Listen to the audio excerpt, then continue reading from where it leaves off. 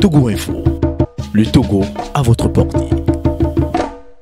Déclaration liminaire. Le lundi 20 janvier 2020, le candidat à la présidentielle du 22 février 2020, Jean-Pierre Fabre, a déposé auprès de la Cour constitutionnelle un recours en invalidation de la candidature de l'actuel chef de l'État, Gnassingbé Faure Essozina. Les voies du Seigneur sont insondables. Il ne dort ni ne sommeille celui qui garde le taureau.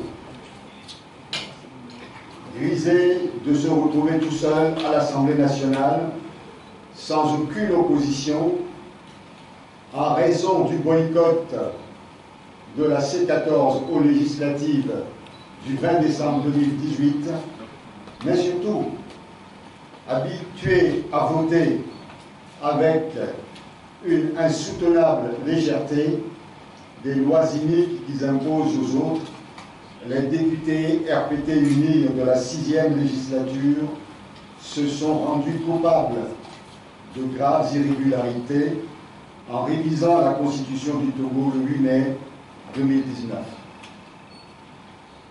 Ce qui empêche aujourd'hui Gnassingbé Faure Essozina d'être candidat à la présidentielle du 22 février 2020. Comment est-ce possible? Nous l'allons montrer tout à l'heure.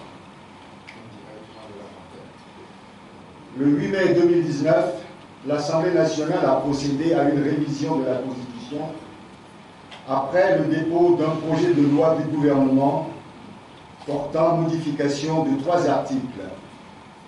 Les articles 59, 60 et 100 de la Constitution. La procédure suivie par l'Assemblée nationale pour obtenir cette modification est entachée de fautes et de manquements graves, principalement la violation de l'article 154 de notre loi fondamentale et 144 de notre loi fondamentale et du règlement intérieur de l'Assemblée nationale. Cette flagrante méconnaissance de la loi a abouti à la joyeuse, en guillemets, révision de 26 autres articles, en plus des 3 du projet de loi du gouvernement, de sorte que 29 articles ont été révisés au total. Le plus surprenant est que les modifications des 26 articles proviennent d'initiatives individuelles de députés. Ces modifications ne résultent pas d'un nouveau projet de loi du gouvernement, ni d'une proposition de loi formelle émanant d'au moins un cinquième des députés de l'Assemblée nationale, conformément à l'article 144 de la Constitution. En effet, l'article 144 de la Constitution stipule, je cite, « L'initiative de la révision de la Constitution appartient concurremment au président de la République et à un cinquième au moins des députés composant l'Assemblée nationale. » Fin de citation. Il est clair, au terme de cet article, que ces modifications sont illégales parce qu'elles interviennent en violation de la procédure prescrite. Elles doivent être déclarées comme telles et donc nulles et de nul effet. Au nombre de ces 26 articles illégalement modifiés figure l'article 158. Celui-là, à la révision duquel le régime RPT UNIR tenait plus que tout, parce que devant permettre la remise à zéro du compteur, et en conséquence une nouvelle candidature, la quatrième, de Niasse Belfort et Sozina. L'article 158 précise, en son alinéa 2, je cite, « Les mandats déjà réalisés et ceux qui sont en cours à la date d'entrée en vigueur de la présente loi constitutionnelle ne sont pas pris en compte dans le décompte du nombre de mandats pour l'application des dispositions des articles 52 et 59 relatives à la limitation du nombre de mandats. » Fin de citation.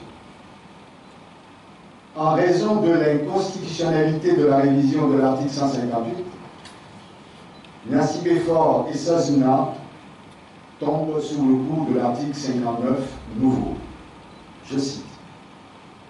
Le président de la République est élu au suffrage universel, libre, direct et secret pour un mandat de 5 ans, renouvelable une seule fois. Ayant déjà accompli 3 mandats, dont plus de 2, Niasse Belfort et Sozina ne peut plus être candidat.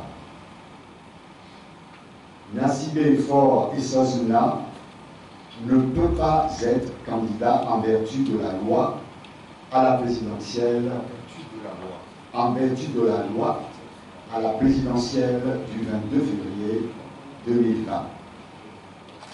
S'il est malgré tout en violation de la Constitution, ce sera un coup de force, un véritable coup d'État institutionnel.